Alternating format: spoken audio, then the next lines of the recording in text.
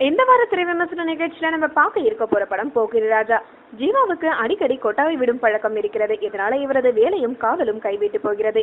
இந்த நிலையில ஒரு நாள் அன்சிகாவை பார்க்கும் ஜீவா அவள் மீது ஈர்ப்பு கொள்கிறார். அந்த நேரத்துல அன்சிகாவோட ஹேண்ட்பேக்கை ஒருவன் திருடி செல்ல அதை பறித்து பார்க்கும்போது சிகரெட், மது பாட்டில் எல்லாம் இருப்பதை பார்க்கும் ஜீவா அன்சிகா மீது தவறான அபிப்பிராயம் கொள்கிறார். அதன் பிறகு அன்சிகா வேலை பார்க்கும் அலுவலகத்திலே ஜீவாவுக்கு வேலை கிடைக்கிறது. அங்கேயும் இவரது கொட்டாவி பழக்கம் தொடர அங்கேயும் அவருக்கு வேலை பறிபோகும் சூழ்நிலை உருவாகிறது. இந்த நிலையில ஐடி கம்பெனில பணிபுரிவது மட்டுமின்றி சமூக சேவையும் செய்து வருவது அன்சிகா மற்றும் அவரது குழுவுடன் ஜீவாவும் வெளியூர் செல்கிறார். அப்போது அந்த ஊர்ல மிகப்பெரிய ரவுடியான சிவராஜ் பொது இடத்துல சிறுநீர் கழித்தார் என்பதற்காக அவர் மீது தண்ணீர் பாய்ச்சி அவமானப்படுத்தி விடுகிறார் ஜீவா. பின்னர் சிபிஐ ஜெயிலுக்கு அனுப்பி விடுகிறார். அவமானத்தை தாங்க முடியாத சிவராஜ் இதற்கு காரணமான ஜீவாவை கொலை செய்ய திட்டமிடுகிறார். இதற்கிடையில சமூக சேவைகளில் ஈடுபடும் அன்சிகா மீது இருந்த தவறான அபிப்பிராயம் காதலாக மாறுகிறது.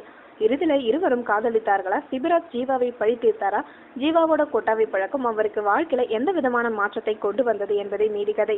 ஜீவா இந்த படத்துல மிகவும் இளமை துள்ளனுடன் நடித்திருக்கிறார். இவருடைய ஒவ்வொரு முகபாவனையும் மிகவும் ரசிக்கும்படி இருக்கிறது. காமெடி கதாபாத்திரத்துல நடிப்பதென்றால் ஜீவாவுக்கு சொல்லித்தர தேவையில்லை. அதை மிகவும் அழகாக செய்திருக்கிறார். இந்த படத்துல வரும் பப்ளி பப்ளி பாடலுக்கு ஏற்றாற்போல் படம் முழுக்க மிகவும் பப்ளியாக வந்து செல்கிறார் அன்சிகா. சிவராஜ் வித்தியாசமான வில்லனாக வந்து கலக்கியிருக்கிறார். இவருடைய நடிப்பு ஒவ்வொன்றும் இவரது அப்பா சத்யராஜை நினைவுபடுத்துகிறது. மேலும் ஜீவாவுடன் நண்பராக வரும் யோகி பாபு வரும் காட்சிகளும் கலகலக்க வைக்கிறது. கொட்டாவியை வைத்து இந்த படத்துல ஒரு புது மெசேஜை சொல்ல வந்திருக்கிறார் இயக்குனர் ராம் பிரகாஷ் ராயப்பா. தனது முந்தைய படத்துக்கு முற்றிலும் மாறுபட்ட வித்தியாசமான முயற்சியை கையில் எடுத்ததுக்கு பாராட்டுகள் தெரிவிக்கலாம். படத்தோட ஆரம்பத்திலிருந்து கடைசி வரை காமெடியுடன் ரசிக்கும்படி நகர்வது சிறப்பு. டி இமானோட இசையில பாடல்கள் எல்லாம் ரசிக்க தோன்றுகிறது. குறிப்பா பப்ளி பப்ளி பாடல் பார்க்கும்போது ஒவ்வொரு நடன அசைவும் மிகவும் ரசிக்க வைக்கிறது.